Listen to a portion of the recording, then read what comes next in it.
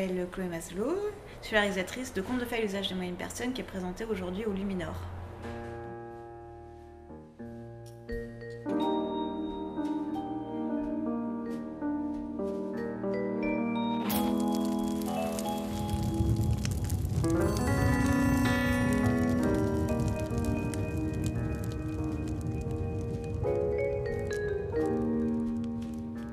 C'est un film qui a été adapté d'un conte écrit par Boris Vian. En fait, c'est une histoire qu'il avait écrite pour sa femme qui était malade, qui se faisait opérer de la thyroïde. Et pour la divertir, il a rédigé cette histoire complètement rocambolesque d'un personnage qui s'appelle Joseph, qui s'ennuie chez lui et qui décide de partir en quête du sucre pour ôter le goût d'amertume de sa vie. Et c'est un livre qui est très très riche en aventures. Et c'est pour ça que ça m'a donné envie en fait de raconter cette histoire de ce personnage Joseph qui s'ennuie et comment on va vaincre son ennui par des aventures.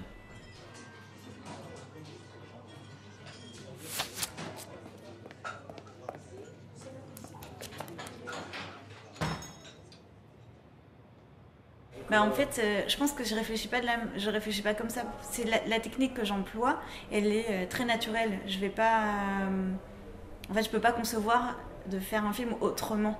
Parce que là, c'est mon 4e film. C'est une technique que je commence à maîtriser dans un certain sens, où je commence à voir toutes les possibilités qu'elle offre. Et c'est quelque chose qui me convient. En fait, toutes ces possibilités qu'offre l'animation en stop motion, elle me paraît tellement immense que pour le moment j'ai envie de continuer à explorer ça, et donc je vais pas imaginer en fait tourner un film autrement. Donc je vais pas chercher quelque chose qui s'adapte, puisque tout peut s'adapter à l'animation. Après, il y avait en plus quelque chose dans l'univers du Boris Vian qui est l'ordre de assez surréaliste et qu'on peut exprimer avec l'animation, beaucoup moins qu'en fiction, parce que tous les objets qui ont une vie, les choses qui gravitent autour des personnages, les costumes, les décors, on peut leur donner un aspect beaucoup plus poétique et décalé qu'avec la prise de vue réelle.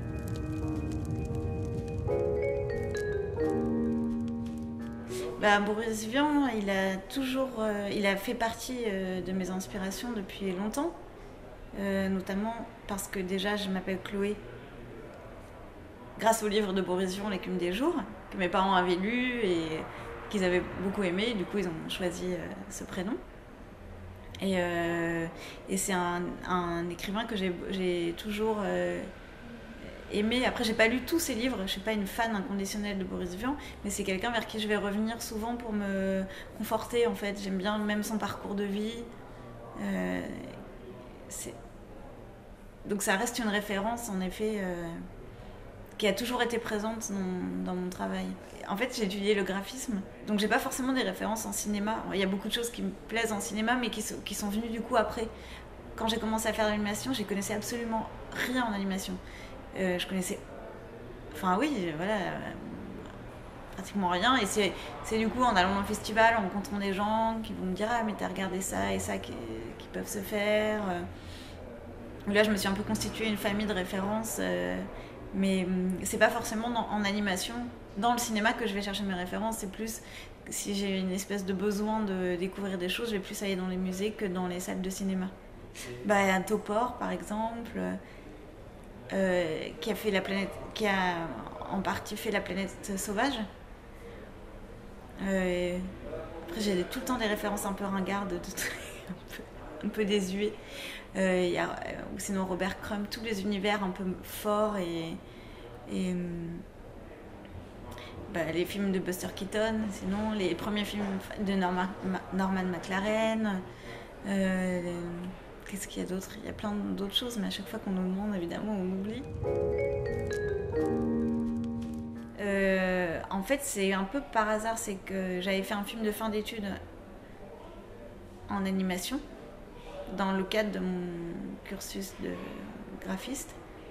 J'étais quand même dans une école d'art, donc c'était pas... Il cherchait vraiment à développer des auteurs Et, et en sortant, je l'ai envoyé dans des festivals où un producteur l'a vu, Jean-Christophe Soulageon, et il m'a dit « Ah, mais ça serait intéressant de continuer à en faire ».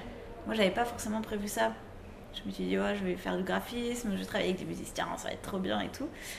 Et je me suis rendu compte que c'est pas forcément ce qui était bon pour moi en fait. Parfois, je trouve qu'on a des idées de ce qu'on imagine un peu, on a des plans de carrière, on se dit ça sera bien pour moi, c'est mon rêve, et finalement, en fait, on n'est pas attendu là, et on est mieux reçu dans un autre endroit, et donc il faut de façon un peu fluide se dire que finalement, ce qu'on avait prévu, pas forcément le mieux pour nous, et aller vers là. Et donc, je suis allée vers l'animation parce que ça correspondait à ma façon de travailler, à mes envies, au fait que finalement j'avais plus envie de raconter des histoires que de travailler pour d'autres gens qu'à en raconter. Et